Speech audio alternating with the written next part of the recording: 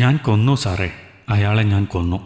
കയ്യിലെ വെട്ടരിവാൾ താഴേക്കിട്ടവൾ SIയുടെ മുൻപിൽ നിൽക്കുമ്പോൾ അയാൾ അവളെ അടിമുടി നോക്കി. പഴകിയ കോട്ടൺ സാരിയിൽ തെറിച്ച ചോരപ്പാടുകൾ ഉണങ്ങിത്തുടങ്ങിയിട്ടില്ലായിരുന്നു. മുഖത്തും മുടിയിലും തെളിഞ്ഞു നിൽക്കുന്ന രക്തക്കറ. എനിക്കിച്ചിരി വെള്ളം തരുമോ സാറേ? താഴേക്ക് തളർന്നവൾ പോകും മുൻപേ വനിതാ കോൺസ്റ്റബിൾ അവളെ താങ്ങി ഒരു കസേരയിലിരുത്തി. അവൾ കൊടുക്കുന്ന വെള്ളം ആർത്തിയോടെ കുടിക്കുമ്പോൾ ഒരു കോൺസ്റ്റബിൾ താഴെ വീണ കത്തി ടവൽ കൊണ്ടെടുത്ത് ഒരു കവറിലാക്കി മാറ്റിവെച്ചു. ആരെയാ നിങ്ങൾ കൊന്നത്? അവൾക്ക് വശത്തായുള്ള കസേരയിലിരുന്നു കൊണ്ട് അവരുടെ മാനസിക നില മനസ്സിലാക്കിയ SI പതുക്കെ ചോദ്യങ്ങൾ ആരാഞ്ഞു തുടങ്ങി. എൻ്റെ ഭർത്താവിനെ. യാതൊരു ഭാവഭേദവുമില്ലാതെ ഉറച്ച വാക്കുകളായിരുന്നു അവളിൽ നിന്നും ആ നിമിഷം പുറത്തേക്ക് വന്നത്. സാറേ, ഇത് ആ ചേരിയിലെ തേപ്പുകാരൻ തമിഴൻ്റെ പെണ്ണ. അവരെ അറിയാവുന്ന കോൺസ്റ്റബിൾ SIയുടെ ചെവിയിൽ അവൾ കേൾക്കാതെ പറഞ്ഞു. അവനൊരു പാവമാണല്ലോ സാറേ, ഇവളെ പൊന്നുപോലെയാ നോക്കുന്നത്. തനിക്കെങ്ങനെ അറിയാം? കോൺസ്റ്റബിൾ പറയുന്നതിനനുസരിച്ച് പുരികമുയർത്തി SI. എൻ്റെ വീട്ടിൽ തുണി തേക്കാൻ വരുന്നത് ആ തമിഴനല്ലേ സാറേ? കഴിഞ്ഞയാഴ്ച വന്നപ്പോഴും ഇവളുണ്ടായിരുന്നു കൂടെ. കൊഞ്ചിയും കുണുങ്ങിയും രണ്ടുപേരും ഒരുമിച്ച് പണിയെടുക്കുന്നത് കാണാൻ തന്നെ നല്ല ഭംഗിയാ. എൻ്റെ അറിവിൽ അവനാണെങ്കിൽ കുടിയോ മറ്റു ദുശീലങ്ങളോ ഇല്ല താനും. കോൺസ്റ്റബിൾ താൻ കണ്ണിൽ കണ്ടത് മാത്രം വിശ്വസിച്ചുകൊണ്ട് അവളെ നേർത്ത കുറ്റപ്പെടുത്തലോടെ പറയുമ്പോൾ കണ്ണുകൾ ഉയർത്തി അവൾ ചുണ്ടിൽ നേരിയ പുച്ഛത്തോടെ ശബ്ദമുണ്ടാക്കി SIയെ നോക്കി. ഞാൻ അയാളെ എന്തിനാ കൊന്നത് എന്ന് സാറിനറിയണ്ടേ? അവളുടെ കണ്ണുകളിൽ ആ നിമിഷം കണ്ണുനീറായിരുന്നില്ല, അഗ്നിയായിരുന്നു. സ്വന്തം കുഞ്ഞിനെപ്പോലെ കരുതി സ്നേഹിക്കേണ്ടവളെ അയാൾ പിച്ചു ചീന്തി. എന്താണ് സംഭവിക്കുന്നത് എന്ന് പോലും തിരിച്ചറിയാൻ കഴിയാത്ത കുഞ്ഞിനോട് ഇങ്ങനെ ചെയ്യാൻ അയാൾക്ക് എങ്ങനെ തോന്നി? അവളുടെ വാക്കുകൾ മൊഴിയായിരുന്നില്ല, കൂടി നിന്ന പോലീസുകാരുടെ കാതുകളിലേക്ക് തുളച്ചു കയറിയത്. എൻ്റെ അനിയത്തിയാ സാറേ അവൾ. 14 വയസ്സുണ്ട്, പക്ഷേ 5 വയസ്സിൻ്റെ ബുദ്ധിയേ അതിനുള്ളൂ. 2 വർഷം മുൻപ് ചേരിയിലെ വീട്ടിലേക്ക് ആ തമിഴൻ എന്നെ കല്യാണം കഴിച്ചു കൊണ്ടുവരുമ്പോൾ കൂടെ അവളെയും കൂട്ടി ഞാൻ. ഞങ്ങൾക്ക് മറ്റാരുമില്ല. എൻ്റെ ജീവനേക്കാളും അവളുടെ സുരക്ഷിതത്വമായിരുന്നു ഞാൻ മുൻപിൽ കണ്ടത്. സ്വന്തം മകളെപ്പോലെ അവളെ അയാൾ സ്നേഹിക്കുമെന്ന് വാക്ക് തന്നപ്പോൾ ഞാൻ വിശ്വസിച്ചു. പക്ഷേ എന്നിലെ ആ വിശ്വാസമായിരുന്നു സാറേ അയാൾ മുതലെടുത്തത്. തീണ്ടാരിയായാൽ തുണി പോലും മാറ്റാൻ അറിയില്ല എൻ്റെ കുഞ്ഞിന്. കൂടെ ഞാൻ വേണം. അന്ന് ഞാനില്ലാത്ത ദിവസം അയാൾ അത് മാറ്റിക്കൊടുത്തു. എൻ്റെ കുഞ്ഞിനെ വൃത്തിയാക്കി. അവൾ എൻ്റെ മോൾ തന്നെയല്ലേ, നീ ഇല്ലെങ്കിലും ഞാൻ വേണ്ട ഇതൊക്കെ ചെയ്യാനെന്ന് അയാൾ എന്നോട് പറയുമ്പോൾ എന്നിലെ വിശ്വാസം 10 മടങ്ങ് വർദ്ധിച്ചു. പക്ഷേ ആ നിമിഷം അയാളുടെ വിരലുകളിലും കണ്ണുകളിലും കാമം ജ്വലിച്ചു തുടങ്ങിയത് ഞാൻ അറിഞ്ഞില്ല സാറേ. അയാളിലെ വിശ്വാസം എൻ്റെ കണ്ണ് മൂടിക്കെട്ടി. മോളുടെ കുളി തെറ്റിയപ്പോഴും എനിക്ക് സംശയം ഒന്നും തോന്നിയില്ല സാറേ. ചില മാസങ്ങളിൽ അവൾക്ക് അങ്ങനെയാണ്. ഇങ്ങനെയുള്ള കുട്ടികളിൽ എന്തോ ഹോർമോൺ വ്യത്യാസം കാണും. അതുകൊണ്ടാണെന്ന ഡോക്ടർ നേരത്തെ പറഞ്ഞത്. അതുകൊണ്ട് ഞാനും വിശ്വസിച്ചു. പലപ്പോഴും കുഞ്ഞു നെഞ്ചിൽ കൈപിടിച്ചവൾ കരയുമ്പോൾ ഞാൻ കരുതി കുഞ്ഞല്ലേ, വളർച്ചയുടെ ഘട്ടങ്ങളിൽ മാറിടങ്ങളിൽ ഉണ്ടാകുന്ന സ്വാഭാവിക വേദനയായിരിക്കുമെന്ന്. ആ വേദനയുടെ ആഴം അവൾ താഴേക്ക് ചൂണ്ടിക്കാണിക്കുമ്പോൾ എൻ്റെ ഹൃദയം ഒരു നിമിഷം പിടഞ്ഞുപോയി സാറേ. പല്ലും നഖവും കുത്തിയിറക്കിയ എൻ്റെ കുഞ്ഞിൻ്റെ. അതോടെ എൻ്റെ സംശയം ചുറ്റുപാടുമുള്ള ചെക്കന്മാരിലേക്ക് നീണ്ടു. അപ്പോഴും അയാൾ എനിക്ക് തന്ന വിശ്വാസം, അത് ഞാൻ നെഞ്ചിനുള്ളിലാണ് സൂക്ഷിച്ചത്. അപ്പോഴാണ് അവൾക്ക് കുളി തെറ്റിയത് ഞാൻ ഓർത്തത്. അതെന്നിൽ ഭയമുണർത്തി. അവളെയും കൊണ്ട് ലാബിൽ പോകാൻ പറ്റാത്തതുകൊണ്ട് അവളുടെ മൂത്രവും കൊണ്ട് ഇന്ന് രാവിലെ ലാബിലേക്ക് പോയി. അയാളോട് അമ്പലത്തിൽ പോകുവാണെന്ന് കളവ് പറഞ്ഞു പോകുമ്പോൾ വിശ്വാസമായിരുന്നു അയാളെ. ഞാൻ ഭയന്നതുപോലെ എന്തെങ്കിലും ആണെങ്കിൽ മകളെപ്പോലെ കാണുന്ന അയാൾ എങ്ങനെ സഹിക്കും? അതായിരുന്നു സാറേ എൻ്റെ ഭയം. എൻ്റെ ഊഹം തെറ്റിയില്ല. റിപ്പോർട്ട് കയ്യിൽ തരുമ്പോൾ എൻ്റെ കുഞ്ഞ് 3 മാസം ഗർഭിണിയാണ്. നട്ടുച്ച വെയിലിൽ പോലും എൻ്റെ ശരീരം തളർന്നില്ല സാറേ. പകരം അതിനോടുകൂടി എൻ്റെ മനസ്സ് തകർന്നു പോയിരുന്നു. റിപ്പോർട്ടുമായി വീട്ടിലേക്ക് വരുമ്പോൾ ചേരിയുടെ വക്കിൽ കൂടി നിന്ന ഓരോ പുരുഷനിലേക്കും പോയി എൻ്റെ കണ്ണുകൾ. അവരിൽ ഒരാളാണോ എൻ്റെ കുഞ്ഞിനെ? അതെ, അവനാണ്. അവനല്ലേ അവൾക്ക് മിഠായി മേടിച്ചു കൊടുക്കുന്നത്? അല്ല, ഇവനാണ്.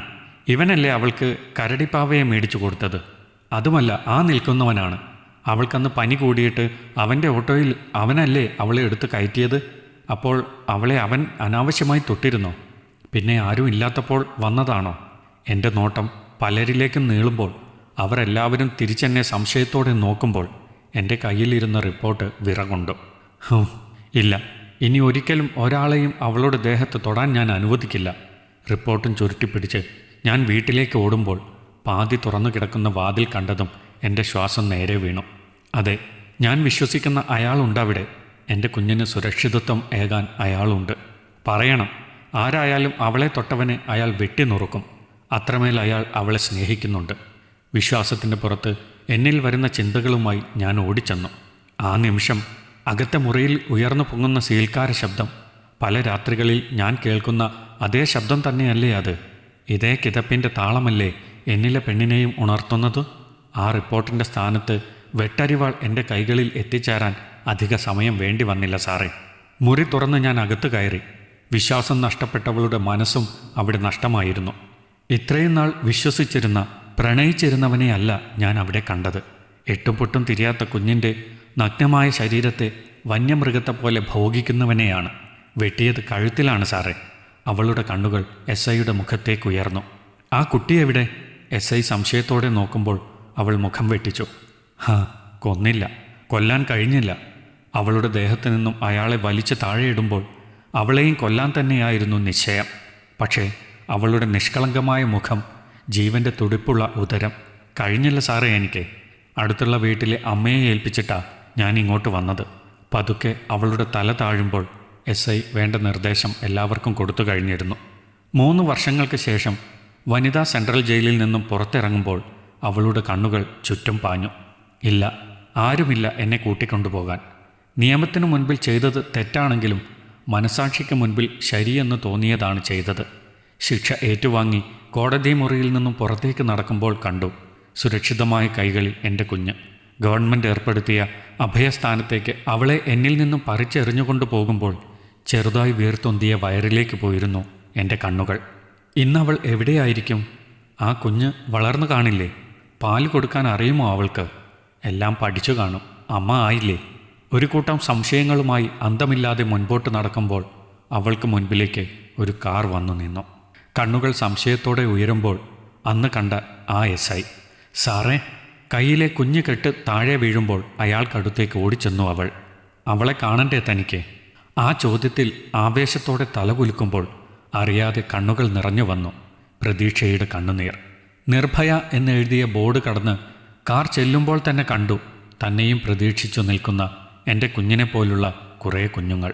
സാറേ, പുറത്തേക്കിറങ്ങുമ്പോൾ അവളുടെ കണ്ണുകൾ സംശയത്തോടെ അയാളിൽ ചെന്നു നിന്നു. നിർഭയയുടെ കോർഡിനേറ്റർ കൂടിയാണ് ഞാൻ. തൻ്റെ കൺമണി ഇവിടെയുണ്ട്, ഇവരിൽ ഒരാളായി. ദാ നോക്കൂ. ആ കണ്ണുകൾ പോകുന്നതിനൊപ്പം അവളുടെ കണ്ണുകളും ചലിച്ചു. രണ്ടായി പിരിയുന്ന കുഞ്ഞു മക്കൾക്ക് നടുവിൽ കൂടി നിഷ്കളങ്കമായ ചിരിയോടെ ചുറ്റും നോക്കി നടന്നു വരുന്നവൾ. അവളുടെ കുഞ്ഞു കൈകളിൽ കരടിപ്പാവയ്ക്ക് പകരം സുന്ദരനായ ഒരു കുഞ്ഞ്. കൺമണി മോളെ.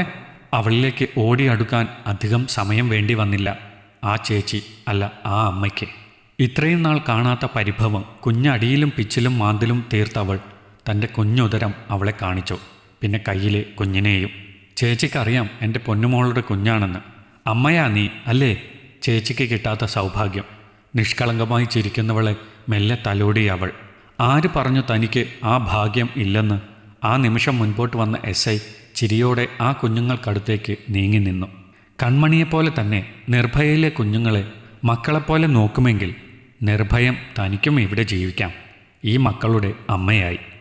സാർ, നിറകണ്ണുകളോടെ അയാൾക്ക് മുൻപിൽ കൈകൾ കൂപ്പുമ്പോൾ കയ്യിലിരുന്ന ഫയൽ സ്റ്റാഫിൻ്റെ കയ്യിൽ കൊടുത്തു അയാൾ. മുകളിൽ നിന്നുള്ള ഓർഡറാണ്. ഈ കുഞ്ഞുങ്ങൾക്ക് ഇനി ഒരമ്മ കൂടി പറഞ്ഞുകൊണ്ട് SI പോകുമ്പോൾ കൺമണിക്കൊപ്പം നിഷ്കളങ്കമായ കുറേ ബാല്യങ്ങൾ അവളുടെ അരക്കെട്ടിൽ ചുറ്റിപ്പിടിച്ചു. ഇനി അമ്മയാണ് അവർക്കവൾ. ഈ കഥ നിങ്ങൾക്കിഷ്ടമായെങ്കിൽ ലൈക്ക് ചെയ്യൂ. നിങ്ങളുടെ അഭിപ്രായങ്ങൾ കമൻ്റായി രേഖപ്പെടുത്തൂ. കൂടുതൽ കഥകൾ കേൾക്കാൻ ഈ ചാനൽ സബ്സ്ക്രൈബ് ചെയ്യൂ.